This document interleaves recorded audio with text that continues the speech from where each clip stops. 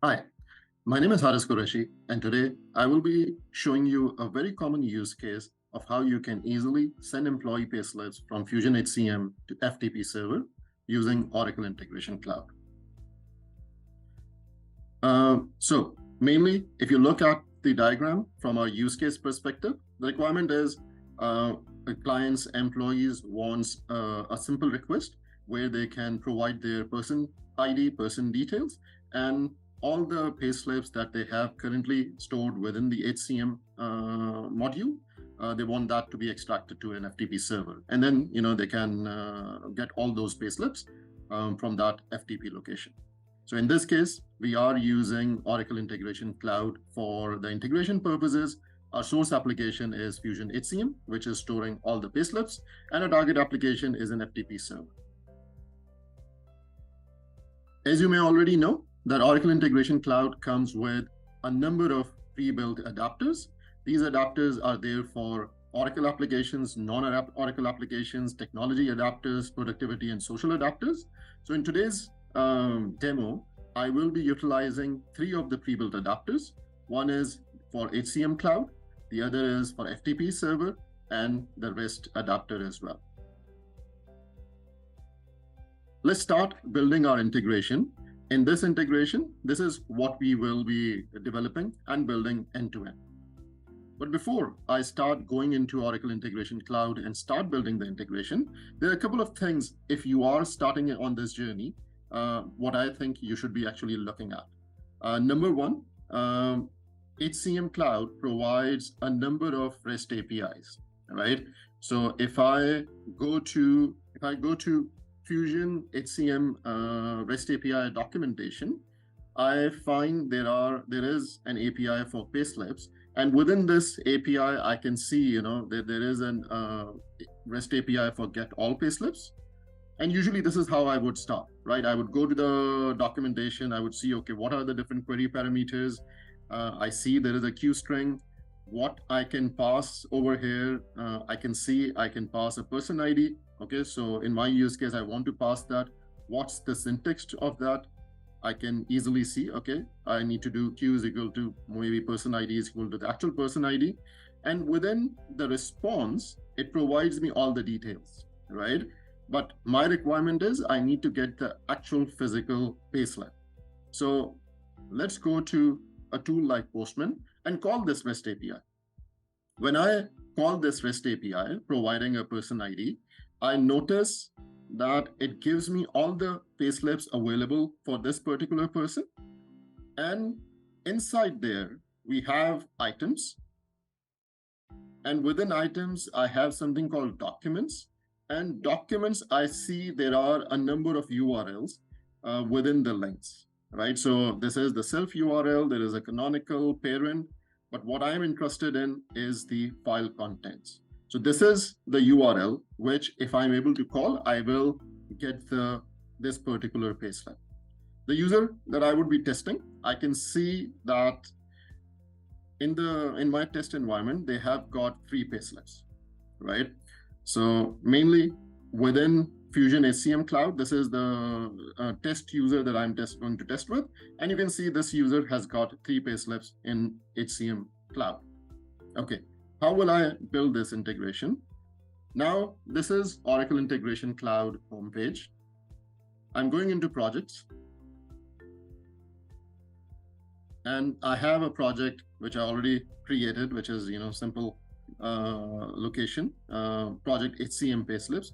I've already configured some of the adapters. So I have a HCM adapter working, which is connecting to my HCM environment.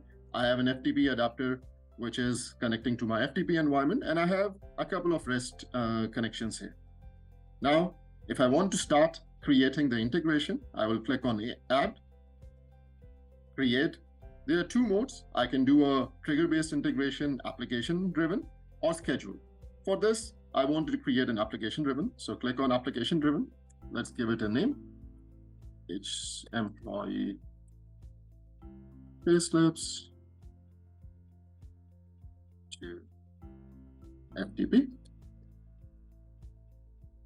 Let's put HCM. So, okay.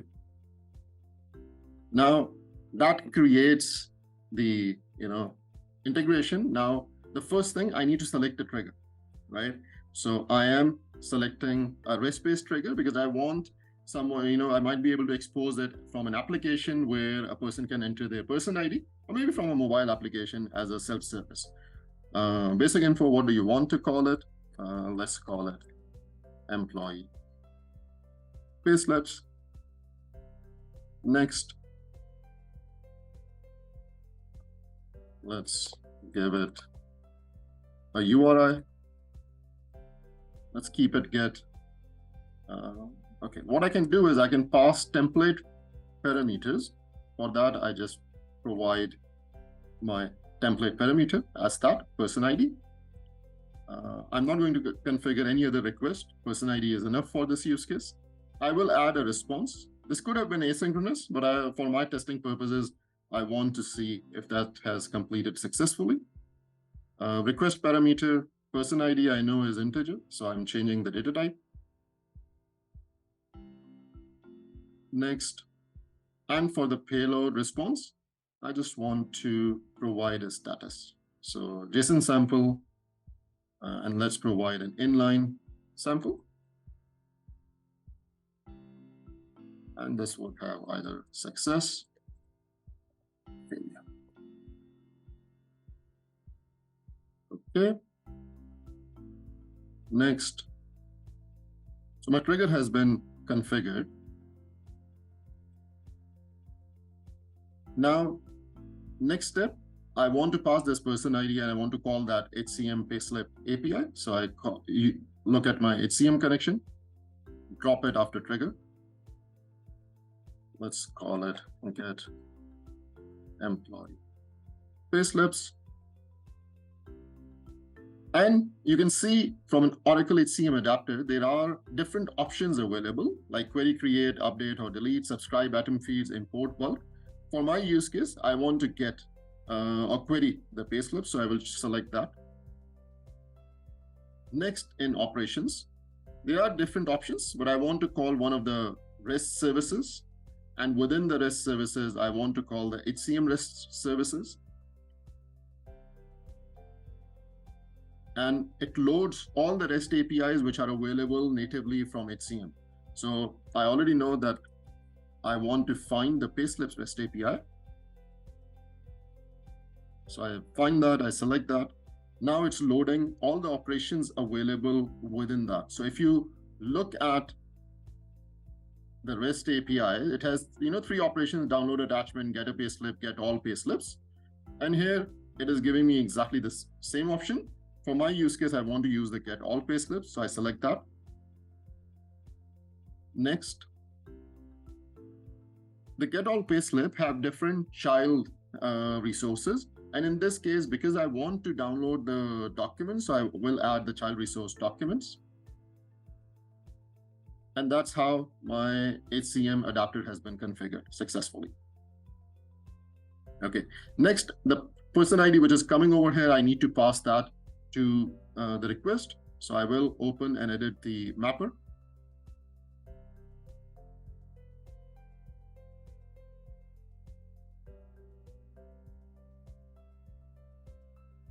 So here I can see all those different options available. Since I added documents, I need to use expand. This is a requirement within the Payslips REST API. And since I added documents, so I just need to type document, that the child resource. And in the query parameter, I need to add the query parameter.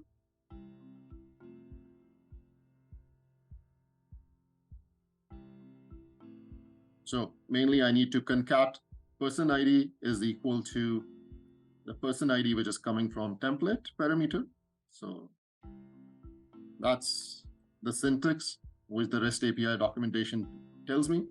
So I do that, I validate.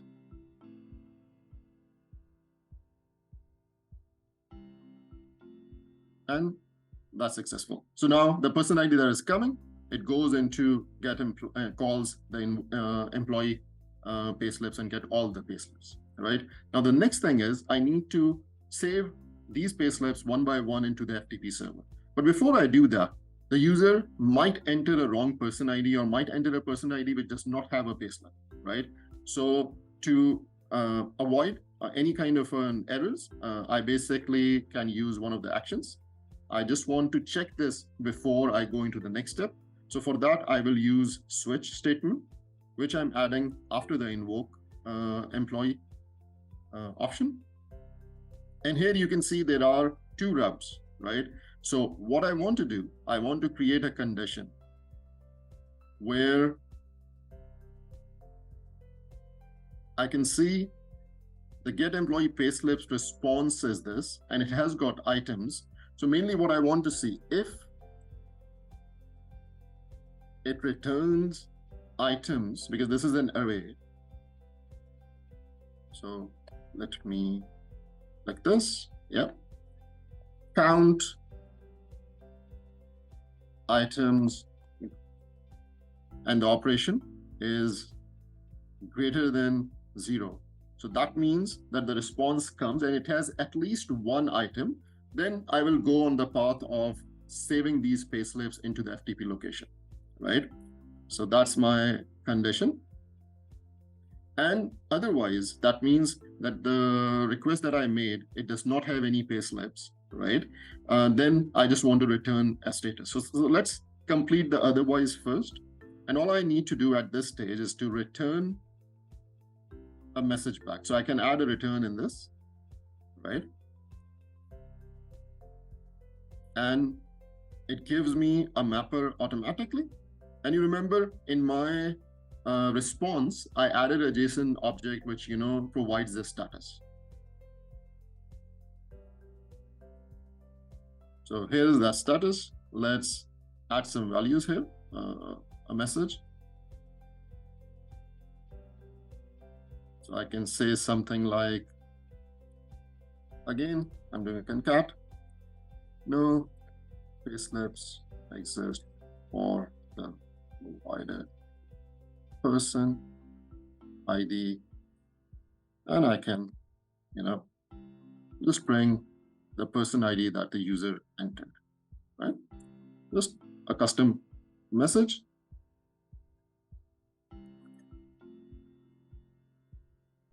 So far, what will happen is when the person ID is entered, it calls the get employee payslips, gets the payslips. If there are no payslips exist for that person ID, then I will, pass this message. Let's save it. Okay. Now for the path where we get the payslips, and let's move forward on that. We need to enter them inside an FTP location. We need to add them into an FTP location. But there can be more than one payslip. So I want to do it one by one because we are receiving an array. For that purpose, I need to use a for loop. So again, I come to actions, and within actions, there is the for loop. So I just bring this for each.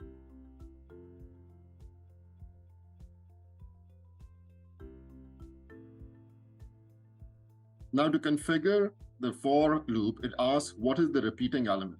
So in my get employee payslips, items is the repeating element. So I just provide that as the repeating element, and I can provide an element name. So I'm just calling it current item. So this would be the holding variable, which I would use in the next steps. Okay, so that has been configured. Now what I want to do is, I know that the item that I received, within documents, there is a link that I need to call for the purpose of getting the payslips, right? So for that purpose, I will make a call to that REST API link. So I have a REST adapter here. I'm adding that. And let's say get payslip document. For this endpoint, here I'm just adding a dummy endpoint because I will be using the exact endpoint that comes from the last item inside here. So I will show you in the next step. So let's call it, let's say, payslip document. It is a get operation. and I need to configure a response because I received the file. I don't need to provide any request for that. And the response is, there are different options. So this is a binary file that this API returns. So I just select binary, and that's it. Okay. Now, for the mapping, now this is the interesting bit here, that as I showed you in the API, that if I open again, that I receive within the documents, I have links, and within the links, I need to get to the link, which is the file content. Name is file content, right? So one of the things we have in the REST adapter, that we can provide an absolute endpoint URI. And you can see over here, it is giving me a complete URI. So I just need to get to that. So if I go to the current item, within I have documents, and within documents, I have links. And inside link is the href, which has got the absolute URI. I need to map that to absolute endpoint. But at this stage, it will give me all the URI. I want the one which is with name file content, right? So I will add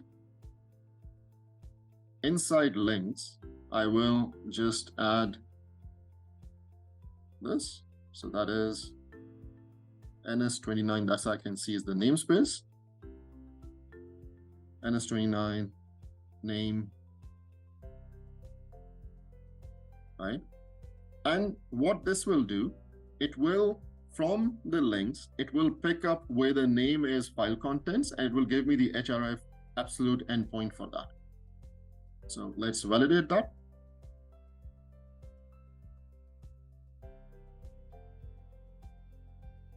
Okay. Good. Now, before we go ahead, let's quickly look at this REST API that I had created, right? Now, if you look at the connection that I have for this, I am providing just a dummy connection URL, but I'm providing the correct HCM username password, which is able to go and fetch this document. So this is, is important that you create this REST connection. We are not interested in the connection URL because, as you can see in the integration, I am actually getting the URL from the previous items and passing the absolute URL. But these credentials are important. What should be the role of these credentials? You can easily find that in the document for that purpose. Okay, so at this stage, I have got the document. Now I want to save that into the FTP location. So I go in, I have an FTP adapter. What I want to do is write employee payslip. Let's call that. Next, I want to do a write operation. Okay. Output directory, again, let's give it a temp directory, and file name, let's give it a temp file name here, because I will be replacing this in the mapping. So that we will see in the next step. I don't want to provide any schema. I know those are saved as PDF, so I just want to pass the binary file as is. And that's it. Done.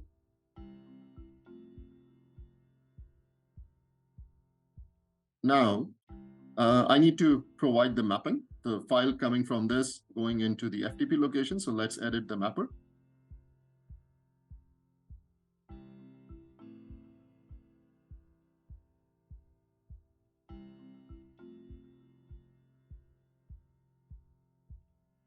Okay. First, you can see here, I have the ICS file and there's a file reference. And in the last API that I call, I received the stream reference. So I will map the stream reference to the file reference. So that was my get payslip document response. And I want to update the file name and directory. So for the directory, I have already stored it in one of the lookups. So I will just go to components integration cloud, I want to call that lookup value. And there is this lookup, project lookup. Next, it has two properties, property and value.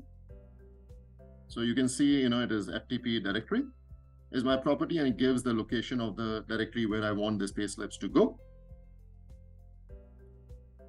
And that's it. And here it gives me a holder where I need to provide the value of the source and then the target, and it will return the value, right? So the property, I just add the FTP directory. And this is our recommended way, right? You put your such variables in a lookup, because tomorrow when you move this integration to another environment, you just need to modify the lookups, never hardcode these values. And inside file name, I'll just do a concatenation, because what I want to do is create a unique file name. So from the payslip document, no, from the item, from the document, let's attach the DM document ID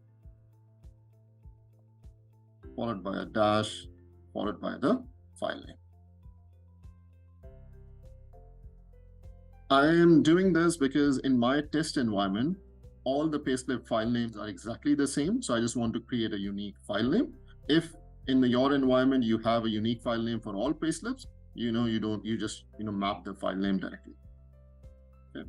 So that's my file name, that's the directory, and that's the actual stream reference. We have validated, this looks good. Okay. So my integration is almost complete. Finally, I just want to provide a message.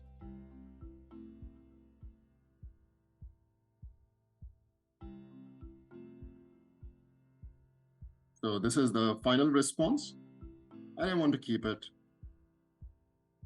simple here. I will just say success.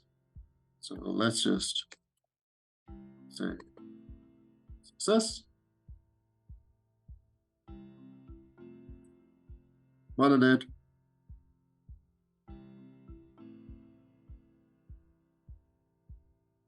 And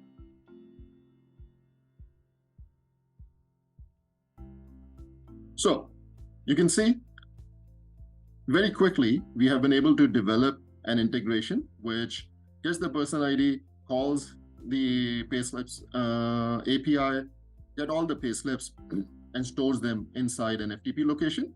And in case payslips don't exist, we have a path which returns a message. The final thing, we need to provide a identifier. So for that purpose, I'm just using the person ID as a tracking variable. Save. Next, let's activate this integration. So integration is configured. Let's activate it. Because it's a test environment, development environment, I'm using debug for activity stream. And let's wait for this to activate. Okay. Now the integration is active. Let's run it. Now I will be testing it from my integration OIC environment itself, but there is endpoint metadata available. You can provide this URL to the developers who might want to call it with the right credentials. I can test it from Postman or something else, and it gives you all the information. It's just a get. You need to provide the person ID, and response would be something like status.